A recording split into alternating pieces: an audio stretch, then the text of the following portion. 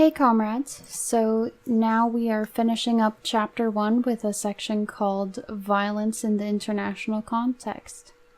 We have pointed out many times in the preceding pages that in underdeveloped regions, the political leader is forever calling on his people to fight against colonialism, to fight against poverty and underdevelopment, and to fight against sterile traditions.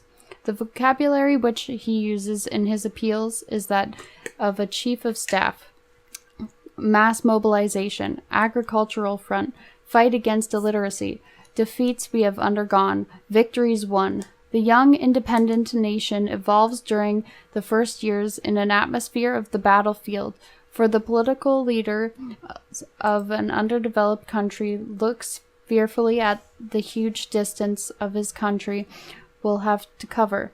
He calls to the people and says to them, quote, "Let us gird up our loins and set to work," end quote. And the country, possessed by a kind of creative madness, throws itself into a gigantic and disproportionate effort. The program consists not only of climbing out of the morass, but also of catching up with the other nations using the only means at hand. They reason that if the European nations have reached that stage of development, it is on account of their efforts. Quote, "Let us therefore," they seem to say, "prove ourselves and to the whole world that we are capable of the same achievements." End quote. This manner of setting out the problem of evolution of underdeveloped countries seems to us to be neither correct nor reasonable. The European states achieved national unity at a moment when the national middle class had concentrated most of their wealth in their hands. Shopkeepers and artisans, clerks and bankers monopolized finance, trade, and science in the national framework. The middle class was the most dynamic and prosperous of all classes. Its coming to power enabled it to undertake certain very important speculations: industrialization, the development of communications, and soon the search for outlets overseas. In Europe, apart from a certain slight differences, England, for example, was some way ahead. The various states were at more or less the uniform stage economically when they achieved national unity. There was no nation which, by reason of the character of its development and evolution, caused affront to the others. Today, national independence and the growth of national feeling in underdeveloped regions take on totally new aspects. In these regions, with the exception of certain spectacular advances, the different countries show the same absence of infrastructure. The mass of the people struggle against the same poverty, flounder about making the same gestures, and with their shrunken bellies outline what has been called the geography of hunger. It is an underdeveloped world, a world inhuman in its poverty, but also it is a world without doctors, without engineers, and without administrators. Confronting this world, the European nations sprawl ostentatiously opulent. This European opulence is literally scandalous, for it has been founded on slavery, it has been nourished with the blood of slaves, and it comes directly from the soil and from the subsoil of that underdeveloped world. The well-being and the progress of Europe has been built up with the sweat and the dead bodies of Negroes, Arabs, Indians, and the yellow races. We have decided not to overlook this any longer. In a colonialist country, embarrassed by the claims for independence made by a colony, proclaims to the nationalist leaders, quote, "If you wish for independence, take it and go back to the Middle Ages." End quote.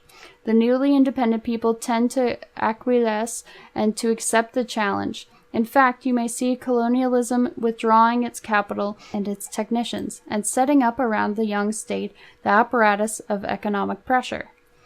The apotheosis of independence is transformed into the curse of independence, and the colonial power, through its immense resources of coercion, condemns the young nation into regression. In plain words, the colonial power says, quote, "Since you want independence, take it and starve," end quote. The nationalist leaders have no other choice but to turn to their people and ask from them the gigantic effort. A regime of austerity is imposed on these starving men. A disproportionate amount of work is required from their atrophied muscles. An autarchic regime is set up, and each state, with the miserable resources it has in its hands, tries to find the answer to the nation's great hunger and poverty. we see the mobilization of a people which toils to exhaustion in front of a suspicious and bloated Europe. Other countries of the Third World refuse to undergo this ordeal and agree to get it over by accepting the conditions of the former guardian power. These countries use their strategic position, a position which accords them privileged treatment in the struggle between the two blocs, to conclude treaties and give undertakings. The former dominated country becomes an economically independent country. The ex-colonial power, which is kept intact and sometimes even reinforced its colonialist trade channels, agrees to provision the budget of the independent nation by small injections. Thus we see that the accession into independence of the colonial countries places an important question before the world, for the national liberation of colonized countries unveils their true economic state and makes it seem much more unendurable. The fundamental duel, which seemed to be that between colonialism and anti-colonialism, and indeed between capitalism and socialism, is already losing some of its importance. What counts today, the question which is looming on the horizon, is the need for a redistribution of wealth. Humanity must reply to this question or be shaken to pieces by it. It might have been generally thought that the time had come for the world, and particularly for the Third World, to choose between the capitalist and socialist systems.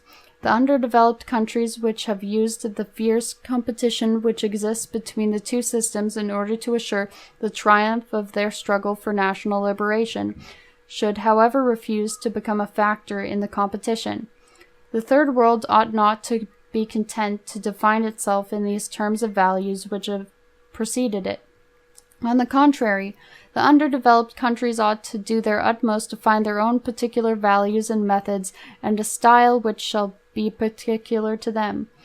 The concrete problem we find ourselves up against is not that of a choice, cost what it may, between socialism and capitalism, as they have been defined by men of other continents and other ages. Of course, we know that the capitalist regime, insofar as it is a way of life, cannot leave us free to perform our work at home, nor our duty in the world.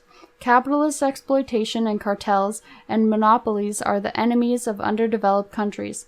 On the other hand, the choice of a socialist regime, a regime which is completely oriented toward the people as a whole and based on the principle that man is most precious of all possessions, will allow us to go forward more quickly and more harmoniously, and thus make impossible that caricature of society where all economic and political power is held in the hands of a few who regard the nation as a whole with scorn and contempt.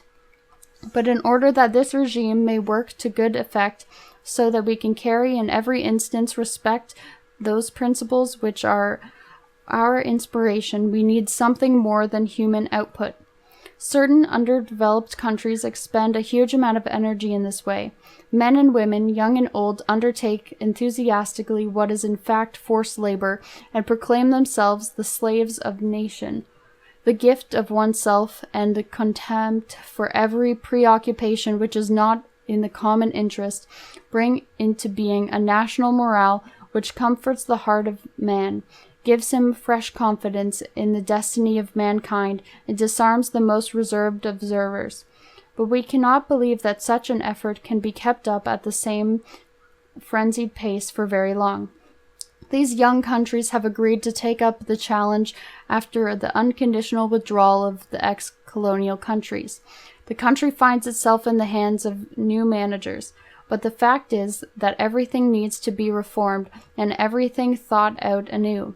In reality, the colonial system was concerned with certain forms of wealth and certain resources only, precisely those which provisioned her own industries. Up to present, no serious effort has been made to estimate the riches of the soil or mineral resources. Thus, young independent nation seems obliged to use the economic channels created by the colonial regime. It can obviously export to other countries and other currency areas, but the basis of its exports is not fundamentally modified. The colonial regime has carved out certain channels, and they must be maintained or catastrophe will threaten. Perhaps it is necessary to begin everything all over again. to change the nature of the country's exports and not simply their destination, to re-examine the soil and mineral resources, the rivers, and, why not, the sun's productivity. Now, in order to do all this, other things are needed over and above human output. Capital of all kinds, technicians, engineers, skilled mechanics, and so on. Let's be frank. We do not believe that the colossal effort which the underdeveloped peoples are called upon to make by their leaders will give the desired results. If conditions of work are not modified, centuries will be needed to humanize this world which has been forced down to animal level by imperial powers. The truth is that we ought not to accept these conditions. We should flatly refuse the situation to which the Western countries wish to condemn us. Colonialism and imperialism have not paid their scorn when they withdraw their flags and their police forces from our territories. For centuries, the capitalists have behaved in the underdeveloped world like nothing more than war criminals. Deportations, massacres, forced labor, and slavery have been the main methods used by capitalism to increase its wealth, its gold or diamond reserves, and to establish its power. Not long ago, Nazism transformed the whole of Europe into a veritable colony. The governments of the various European nations called for reparations and demanded the restitution in kind and money of the wealth which had been stolen from them. Cultural treasures, pictures, sculptures, and stained glass have been given back to their owners. There was only one slogan in the mouths of Europeans on the morrow of 1945 V-Day. Germany must pay. Herr Adenauer, it must be said at the opening of the Eichmann trial, and in the name of the German people asked once more for forgiveness from the Jewish people. Herr Adenauer has renewed the promise of his people to go on paying to the State of Israel the enormous sums which are supposed to be compensation for the crimes of the Nazis. In the same way, we may say that the imperialist states would make a great mistake and commit an unspeakable injustice if they contented themselves with withdrawing from our soil the military cohorts and the administrative and managerial services whose function it was to discover the wealth of the country, to extract it, and to send it off to the mother countries. We are not blinded by the moral reparation of the national independence, nor are we fed by it. The wealth of the imperial countries is our wealth too. On the universal plane, this affirmation, you may be sure, should on no account be taken to signify that we feel ourselves affected by the creations of Western arts or techniques.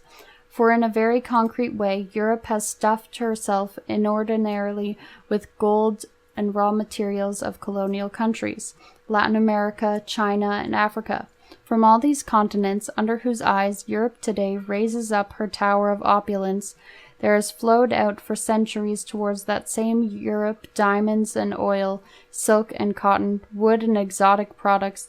Europe is literally the creation of the Third World. The wealth which smothers her is that which was stolen from underdeveloped peoples. The ports of Holland, the docks of Bordeaux and Liverpool were specialized in the Negro slave trade and owe their renown to millions of deported slaves. So when we hear the head of a European state declare with his hands on his heart that he must come to the aid of a poor underdeveloped peoples, we do not tremble with gratitude.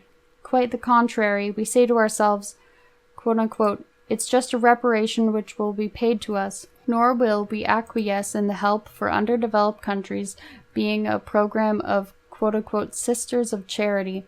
This help should be the ratification of a double realization. The realization by the colonized people that it is their due, and the realization by the capitalist powers that in fact they must pay. For if, through lack of intelligence, we won't speak of lack of gratitude, the capitalist country refused to pay, then the relentless dialectic of their own system will smother them. It is a fact that young nations do not attract much private capital. There are many reasons which explain and render legitimate this reserve on part of the monopolies. As soon as the capitalists know, and of course they are the first to know, that their government is getting ready to decolonize, they hasten to withdraw all their capital from the colony in question. The spectacular flight of capital is one of the most constant phenomena of decolonization. Private companies, when asked to invest in independent countries, lay down conditions which are shown in practice to be unacceptable or unrealizable. Faithful to the principle of immediate returns, which is theirs as soon as they go quote-unquote overseas, the capitalists are very chary concerning all long-term investments. They are unamenable and often openly hostile to the prospective programs of planning laid down by the young teams which form the new government. At a pinch, they willingly agree to lend the money to the young states, but only on the condition that this money is used to buy manufactured products and machines. In other words, that it serves to keep the factories in the mother country going. In fact, the cautiousness of the Western financial groups may be explained by their fear of taking any risk. They also demand political stability and a calm social climate, which are impossible to obtain when account is taken of the appalling state of the population as a whole immediately after independence. Therefore, vainly looking for some guarantee which the former colony cannot give, they insist on garrisons being maintained or the inclusion of the young state in military or economic pacts. The private companies put pressure on their own governments to at least set up military bases in these countries for purpose of assuring the protection of their interests. In the last resort, these companies ask their government to guarantee the investments which they decide to make in such and such an underdeveloped region. It happens that a few countries fulfill these conditions demanded by the trusts and monopolies. Thus, capital, failing to find a safe outlet, remains blocked in Europe and is frozen. It is all the more frozen because the capitalists refuse to invest in their own countries.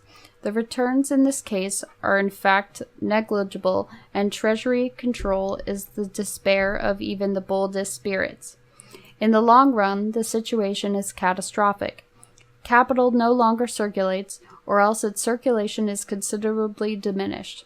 In spite of the huge sums swallowed up by military budgets, international capitalism is in desperate straits.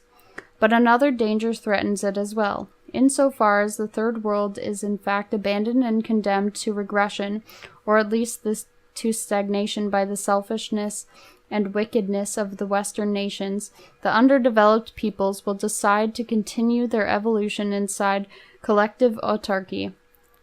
Thus, the Western industries will quickly be deprived of their overseas markets. The machines will pile up their products in warehouses, and merciless struggle will ensue on European market between the trusts and the financial groups.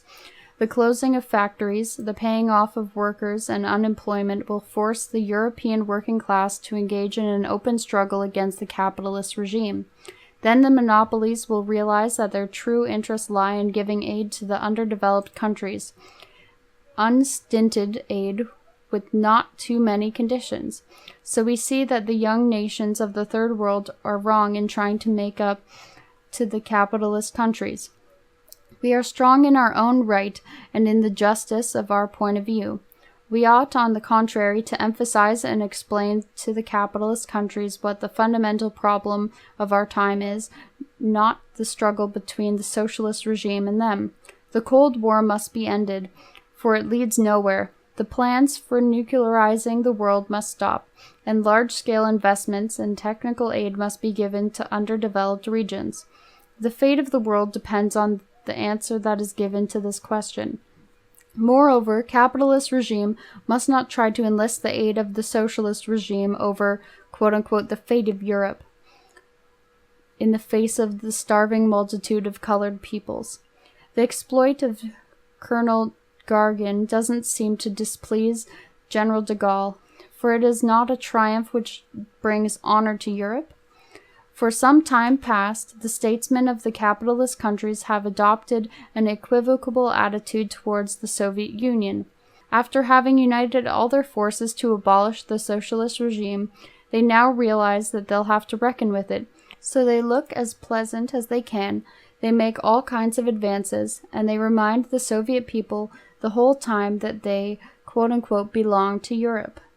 They will not manage to divide the progressive forces which mean to lead mankind towards happiness by brandishing the threat of a third world which is rising like the tide to swallow up all of Europe.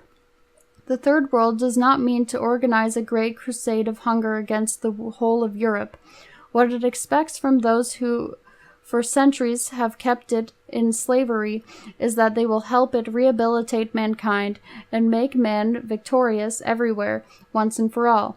But it is clear that we are not so naive to think that this will come about with cooperation and the goodwill of the European governments.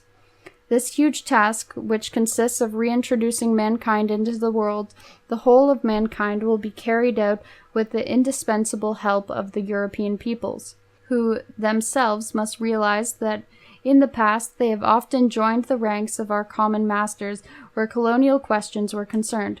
To achieve this, the European peoples must first decide to wake up and shake themselves, use their brains, and stop playing the stupid game of Sleeping Beauty. So this is the end of chapter 1, and next we'll be going into chapter 2, called Spontaneity, Its Strengths and Weakness.